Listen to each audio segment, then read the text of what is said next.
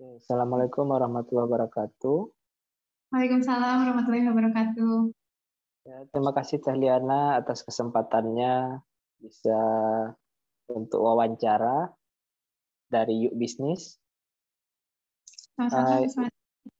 ini Teh sekarang lagi di kantor Teh, Iya, lagi di kantor. kantor Teh. Eh, ini pada kesempatan ini saya akan mewawancara dari HRD-nya Yuk Bisnis Teh ya, selaku manajer HRD terkait tugas dari profesional muda Salman ITB. Baik Teh, ini Teh dari Salman, Salman ITB sudah ada tor yang pertanyaan-pertanyaan yang akan ditanyakan. Boleh, boleh. Nah, jadi pertama Teh, ini terkait dengan latar belakang Teh, latar belakang dari Yuk Bisnis itu mungkin Teteh bisa ceritakan secara singkat Teh gimana dan bergerak di bidang apa? Oke, jadi U-Business ini tuh pertama kali didirikannya tahun 2012 sama Mas Jaya Setiabudi. Jadi dulu tuh Mas J bikin U-Business tuh sesederhana pengen bikin ini Alibabanya Indonesia lah istilahnya. Karena dulu kan marketplace kayak Tokopedia, Shopee juga belum ramai ya. Mungkin mereka juga mulainya tuh tahun-tahun segituan juga. Aku kurang tahu sih lebih tepatnya, tapi ya belum seramai sekarang. Dan emang dulu Mas Jaya juga ngeliat tuh itu tuh sebuah potensi bisnis yang besar gitu. Kita bisa ngumpulin para pedagang-pedagang di satu platform untuk jualan di sana gitu. Jadi nanti pembeli tinggal mengunjungi ke sana, terus bisa ngelihat banyak produk dari banyak toko sekaligus gitu. Nah, cuman seiring berjalannya waktu itu kita beralihnya tuh jadi brand.com. Aku kurang tahu sih gimana detailnya, tapi akhirnya tuh kita fokusnya justru ke si membangun toko online-nya gitu. Jadi bukan marketplace-nya, melainkan toko online yang memang satu alamat untuk satu website gitu. Jadi kan gimana caranya si UKM-UKM ini tuh bisa bangun brand sendiri, terus bisa punya toko tapi versi online gitu. Itu sih, jadi tahun 2012 sampai 2015 kita pengembangan. Nah 2015 tuh baru monetize tuh, baru Ubi Pro dijual dengan berbayar gitu. Jadi sebelumnya tuh kita masih uji coba yang ya udah yang penting user nyobain, user ngasih feedback kayak gitu. Yang setahu aku ya sambil Mas J juga ini apa sharing edukasi. Jadi dari sebelum mendirikan New Business itu kan Mas J juga aktif sebagai mentor. Jadi emang beliau juga udah punya bisnis-bisnis lainnya gitu ya, yang bisnis yang real sih, maksudnya ya real tuh dalam artian kayak rumah makan, bisnis spare part dulu. Jadi bukan yang bisnis teknologi gitu. Tapi emang setelah menjalankan bisnis yang sebelumnya itu tuh udah aktif nge-mentor. Jadi pas ngejalanin New Business juga Mas Jam masih aktif kayak nulis blog, ngisi seminar, nulis buku, dan lain-lain gitu. Jadi 2015 kita menciptakan si platform toko online tadi, namanya Yubi Pro sama blognya Mas J. Nah terus seiring berjalannya waktu, kita juga ngelihat bahwa ternyata UKM tuh bukan cuma butuh toko online, tapi juga butuh platform-platform lain gitu untuk mendukung bisnisnya, kayak misalnya Guyub. Jadi kita juga ngediriin Guyub. Guyub tuh fulfillment istilahnya. Jadi kita kerjasama sama JNE untuk bantu pebisnis nyimpen barang, terus nanti kita packingin, kita kirimin ke konsumen gitu. Jadi pebisnis nggak usah ribet lagi buat packing, buat ngurusin inventory gitu-gitu. Dan ongkirnya bisa lebih murah gitu, karena kan kita kerja sama-sama JNE, jadi ongkirnya bisa 9.000 se-Jawa dan Sumatera itu tanpa bakar uang gitu. Misalnya gitulah. Jadi kita juga kan paham bahwa salah satu alasan apa namanya UKM ke marketplace juga karena fitur gratis ongkir. Nah sebenarnya tanpa perlu ke marketplace juga kita bisa kasih ongkir yang murah dengan si Guyub ini gitu. Intinya mah gitu sih, kita nyetain platform-platform untuk bantu UMKM go digital, kayak ada UBID juga. UBID itu kayak apa ya, tagline-nya tuh kartu nama virtual gitu. Jadi satu link itu bisa nyimpen berbagai informasi soal pribadi kita ataupun soal bisnis kita. Kurang lebih gitu. Bisa dipahami nggak ya penjelasan aku? Produk-produk dari Yubi itu banyak Teh ya, dari kartu namanya, kemudian toko online-nya, dan ada juga fulfillment Teh ya. Jadi memang Jadi fokusnya itu membangun UKM Teh ya. Jadi intinya kita ngebantu UKM gimana supaya bisa go digital itu sih. Jadi emang nggak terbatas, mungkin bisa jadi tahun depan kita ngeluarin produk apa atau apa gitu ya, yang emang ternyata misal dibutuhin sama UMKM gitu. Sepertinya menarik teh untuk bekerja di bidang itu kan. Nah, ini sekarang lagi ini teh ya, lagi open recruitment juga teh ya, atau dari Sekarang kita proses magang. magang sih, magang. Jadi kita juga pengen ngajakin teman-teman yang mungkin baru lulus kuliah atau masih semester akhir, ya misalnya udah semester akhir, kalau misalnya mau belajar apa di dunia profesional gitu ya, bisa ke U-Business gitu untuk ya merintis-rintis awal lah, merintis perjalanan karirnya gitu. Gitu sih. Ini teh rekrutmen ini beda teh atau sama dengan magang atau gimana teh bedanya programnya? Program magang dan rekrutmen staff. Nah, kalau program magang ini tadi ya, jadi kita eh, targetnya juga bukan teman-teman yang udah pro gitu ya kan. Kalau udah pro, misalnya yang udah berpengalaman, tapi kita emang ngebuka buat teman-teman yang gak berpengalaman juga bisa gabung di program magang ini gitu. Terus nanti juga akan lebih banyak trainingnya. Jadi kan sebenarnya kalau buat new business juga apa ya, untuk perusahaan juga mungkin di satu sisi kalau kita hire yang pro tuh lebih enak karena mungkin kerjanya bisa lebih cepat dan segala macam gitu ya. Tapi kan secara apa istilahnya ya, timbal baliknya juga beda kan sama timbal balik ke teman-teman yang magang gitu. Kalau teman-teman magang mungkin mereka emang belum punya pengalaman, tapi selama mereka bisa apa punya semangat belajar, yuk nggak apa-apa, yuk kita bareng-bareng kita bimbing dan jadi kita saling bantu satu sama lain gitu. Jadi dari kita juga dapat tambahan sumber daya manusia gitu untuk perusahaan kita, walaupun misalnya teman-temannya masih belajar, tapi ya teman-teman magang juga punya kesempatan untuk mengembangkan diri gitu sih.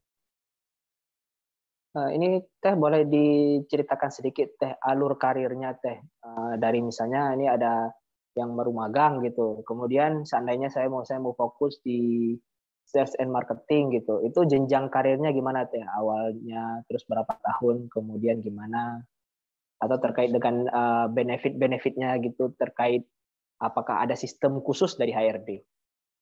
Oke, kalau di bisnis sendiri itu sebenarnya nggak ada jenjang karir yang formal banget gimana sih. Jadi kita dan nggak ada yang namanya setahun baru bisa jadi manajer gitu, 2 tahun bisa jadi manajer, enggak gitu juga. Jadi kita fokus ke si kemampuan timnya itu sendiri sih. Kayak misalnya sekarang kan kita emang buka dulu nih buat magang karena tadi kan dari targetnya juga kita yang belum berpengalaman yang teman-teman join magang ini. Ini programnya selama 6 bulan. Nah, selama 6 bulan ini kan mereka lumayan tuh, mereka belajar banyak, mereka dapat pengalaman gitu. Nah, nanti kalau misalnya setelah 6 bulan mereka mau lanjut di U-Business, boleh misalnya jadi staff, atau kalaupun misalnya ternyata mereka emang jago banget gitu ya, terus kita lihat dia kinerjanya bagus, misalnya secara kinerja apa kinerja sesuai divisinya bagus, secara value-nya bagus, secara skill person to person-nya bagus gitu, misalnya dia orang yang menyenangkan, bisa berbaur dengan yang lainnya, terus dia juga bisa mimpin ternyata, dan kebetulan misalnya kita ada posisi lead yang kosong gitu ya, dia dari magang langsung jadi lead juga itu sangat mungkin sih kalau di U-Business. Jadi beneran tergantung si performa dari si tim tersebut gitu. Kurang Kalau lebih gitu sih. seandainya di programmer, apakah ada jenjang khusus teh atau tetap sama gitu? Di programmer juga kurang lebih gitu sih. Mungkin untuk pertama masuk karena kita kan belum tahu pengalamannya. Di sini tergantung sih apakah memang dia masuknya sebagai pro yang misalnya udah jadi manajer di tempat sebelumnya gitu ya, terus langsung jadi manajer di sini kan bisa juga. Tapi kalau misalnya dia belum ada pengalaman ya pasti jadi staff dulu gitu ya, junior programmer dulu. Terus kalau ternyata dia memang secara performa bagus, dia jadi senior programmer. Terus habis itu dia atau bahkan langsung loncat misalnya jadi apa ya? Cuman itu doang sih mungkin kalau di bisnis mah ya junior, senior programmer, terus langsung ke si chief product officer gitu. Gitu. Untuk chief product officer mungkin agak itu yang mungkin agak ketat ya, maksudnya kita agak selektif. Selain performa programmingnya kan, kalau si produk mungkin pengetahuan bisnisnya juga perlu oke gitu. Jadi mungkin ya kurang lebih gitulah Mas Fatir. Ngerti nggak sih maksud aku? Ngerti. Berarti ada jenjangnya, kemudian untuk masuk ke manajer lebih selektif ya. Kriteria-kriteria yang dianalisis dan dipelajari oleh tim HRD. Sehingga berarti bergengsi teh ya, kalau dari di jenjang manajer itu udah beda lah gitu ya. Ya mungkin karena karena tanggung jawabnya juga lebih besar ya dibandingkan dengan yang bagian staff gitu. Oke teh. Seandainya ini teh udah masuk jadi staff, kira-kira program-program apa aja teh yang kira-kira staff bisa dapat teh untuk karyawan? Kalau di YouBusiness sendiri mungkin kemarin sempat ada yang jalan, ada yang nggak jalan gitu ya. Tapi untuk sekarang itu lagi mau dijalanin lagi, itu staff yang baru masuk kita bakal ada program onboarding sebenarnya. Jadi onboarding itu minimal tuh 2 minggu. Jadi ada 5-7 hari di HRD. Jadi teman-teman bakal dapat teman-teman yang baru ini bakal dapat training yang seputar pengembangan diri yang umum sih, kayak misalnya tentang adab etiket. Jadi YouBusiness juga sangat aware terhadap hal tersebut. Terus misalnya soal komunikasi, soal goal setting misalnya, atau practical problem solving, pokoknya hal-hal umum yang kayaknya bisa membantu mereka untuk menjalankan kehidupan di bisnis ke depannya gitu ya sebagai tim. Nah, baru hari selanjutnya itu onboarding sama divisinya masing-masing. Misalnya kalau tim marketing ya onboarding tentang gimana sih cara tim marketing bekerja selama ini, skill-skill apa yang perlu dibutuhin spesifik untuk tim marketing dan lain-lain gitu. Itu minimal di 2 minggu pertama. Jadi ada training awal gitu di masa onboarding. Terus selanjutnya juga harapannya ada training berkala juga. Tapi ini masih belum berjalan sih sebenarnya, baru mau kita jalankan ke depannya gitu. Mungkin training berkala 1 bulan atau 2 bulan sekali. Dan sebenarnya di YouBusiness sendiri itu kalau misalnya teman-teman karyawan pengen belajar sesuatu gitu ya, yang mungkin harganya lumayan pricey gitu ya, misalnya ada e-course di luar yang harganya kayaknya nggak bisa nih kalau pakai kantong sendiri misalnya, terus pengen ngajuin ke YouBusiness itu juga bisa. Jadi tinggal diajuin ke HRD, nanti kalau ternyata emang itu e-course yang bisa mendukung kinerja teman-teman di YouBusiness, itu bisa kita bantu buat biayanya juga gitu sih. Berarti banyak program-program yang akan membangun skill dan pengalaman ya teh terkait dengan karyawan, sehingga karyawan skillnya itu makin lama makin terupgrade gitu teh ya. Karena kan kunci dari perusahaan itu sebenarnya yang paling utama ya SDM-nya itu sendiri gitu. Jadi kalau kita mau perusahaannya maju ya mulai dari SDM-nya juga sih. Ini teh kalau dari pengalaman teteh nih dari awal masuk UB sampai sekarang ini bisa diceritakan sedikit teh gimana pengalamannya? Apa ya pengalamannya? Pengalaman dalam hal apa nih? Dari teteh masuk di UB tahun berapa gitu, kemudian jenjangnya ada perubahan-perubahan karir gitu teh, dan divisi kemana gitu? Oke. Kalau aku tuh dulu masuk YouBusiness tuh November 2019. Waktu itu aku apply posisinya copywriter sebenarnya. Jadi dulu tuh copywriter tuh bagian dari tim marketing. Jadi marketing tuh dulu isinya ada ada CMO-nya gitu ya, terus ada advertiser, ada videographer, ada copywriter. Nah, jadi dulu aku masuknya di situ. Nah, 2 bulan kemudian di YouBusiness itu ada pergantian CEO. Jadi si strukturnya juga berubah gitu. Jadi kan sebelumnya Mas Jaya, terus diganti Mas Salman. Nah, strukturnya tuh ada yang berubah. Salah satunya itu tim marketing dan tim konten itu dipisah gitu. Jadi ada divisi baru namanya divisi konten. Jadi kalau sebelumnya di marketing itu nyatu antara sales sama konten, sekarang dipisah. Jadi marketing fokus ke sales pokoknya. Nah, yang konten fokus ke edukasi gitu. Dan produce si bahan-bahan yang akan diiklanin sama tim marketing gitu, kayak misalnya video iklan dan lain itu dari tim marketing dari tim konten, tapi yang ngeiklaninnya, yang ngepromosinya itu dari tim marketing gitu, dipisah. Nah, waktu itu karena ada divisi baru yaitu tim konten yang isinya itu adalah copywriter, videographer, dan desainer gitu ya, pokoknya yang produce konten. Akhirnya aku ditunjuk jadi lead kontennya waktu itu. Gitu. Jadi aku waktu itu lead konten sekaligus copywriter. Baru habis itu karena kayaknya nggak kepegang nih harus jadi lead gitu ya, harus jadi manajer sih mungkinnya istilahnya waktu itu, harus jadi manajer konten sekaligus copywriter. Kayaknya kita hiring copywriter lagi gitu. Jadi ya fokus ke manajer, bantu copywriternya dikit-dikit aja gitu. Nah, itu berjalan sekitar 2 tahun mungkin ya. 2 tahun itu aku jadi manajer konten. Nah, di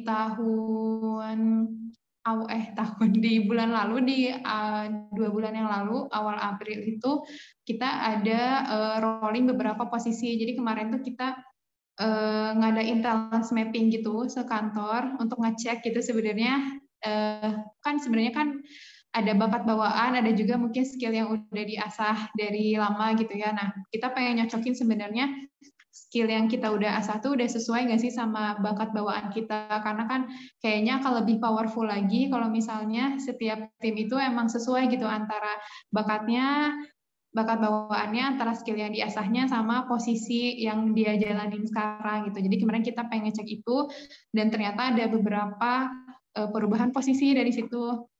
Jadi kemarin tuh dari HRD kita ternyata kalau dilihat dari bakat kayaknya kurang cocok nih di HRD, dan ternyata dari skill yang dia tertarik juga kayaknya dia nggak ada dia tertarik ke bidang lain yang lebih yang bidang lain gitu dibandingkan HRD, karena waktu itu HRD-nya baru juga sih. Jadi pas kita talent mapping ini HRD-nya tuh baru 6 bulan juga. Jadi sebelumnya tuh kita ada HRD yang baru yang udah bertahun-tahunnya tuh sebelumnya gitu. Tapi karena beliau keluar, akhirnya kita hire HRD baru yang ternyata setelah dan itu juga sebelumnya belum ada pengalaman tuh. Jadi setelah menjalani 6 bulan HRD ternyata ngerasa kurang cocok. Nah, akhirnya dipindah posisi ke partnership si HRD yang sebelumnya. Nah, dari aku waktu itu karena aku juga kayaknya mungkin secara talents dan minat, maksudnya secara minatnya ke HRD, akhirnya aku coba dipindah ke HRD gitu. Jadi emang di U-Business ini tuh se-fleksibel itu sih. Jadi kayak beneran kita ngelihat kompetensi timnya di mana, minatnya di mana, ya kita sesuaikan baru dengan posisinya gitu. Jadi nggak yang kaku banget gimana gitu. Gitu, Mas Hatir. Pengalamannya dinamis lah teh ya. Hmm. Jadi kalau selama teteh di Yuk Bisnis, ini pengalaman teteh yang paling mengesankan kira-kira apa teh? Dari pekerjaannya atau dari teman-temannya atau gimana teh? Pengalaman yang paling mengesankan mungkin dari diskusi-diskusinya sih mungkin ya, karena kan selama aku jadi manajer tuh kita ada meeting sebulan sekali lah ya minimal, kayak misalnya ngecek gimana nih kondisi perusahaan sekarang gitu, berapa omset kita, gimana performa tim kita. Nah, dari diskusi-diskusi bulanan itu tuh ada banyak banget insight yang aku dapat gitu, ada banyak banget pembelajaran yang aku dapat gitu. Terus kadang tuh kita nggak cuma ngobrolin soal strategi yang maksudnya strategi duniawi, maksudnya yang taktis soal bisnisnya gitu, tapi kadang kita juga diingetin soal value-nya gitu dalam menjalankan bisnis, kayak oh iya mungkin kita sekarang kita berusaha nih gimana caranya supaya target-target kita tercapai, tapi kita juga jangan lupa kalau misalnya nggak semua hal itu ada di kendali kita gitu, ada banyak hal yang ternyata di luar kendali kita, ya udah tinggal gimana aja kita nanti ngeresponnya gitu. Jadi kayak hal-hal kayak gitu juga menurut aku berkesan sih selama kerja di sini. Gitu. Ini tidak terasa teh, udah berapa lama kita diskusi, dan ini dari pertanyaan-pertanyaan dari Tornya udah terjawab semua ya teh. Oke. Oke, makasih banyak nih teh atas waktunya dan kesempatannya dari Teh Liana, karena Teh Liana kan ini lagi sibuk nih teh, lagi ini kan lagi proses rekrutmen ya. Ini terima kasih Teh udah meluangkan waktu untuk diwawancara. Iya, makasih juga Mas Mahathir. Semangat menjalankan programnya. Semoga lancar. Ini mohon maaf ya kalau selama diskusi ada kata-kata yang kurang berkenan Teh. Ini sih aku juga maaf kalau penjelasannya kurang memuaskan. Ini udah terjawab semua Teh. Oke, demikian Teh wawancara terkait dengan alur karir di bisnis. Demikian diskusi kita. Saya akhiri. Assalamualaikum warahmatullahi wabarakatuh. Waalaikumsalam warahmatullahi wabarakatuh. Oke, aku end meeting ya Mas Mahathir. Oke Teh, makasih banyak Teh. Ya.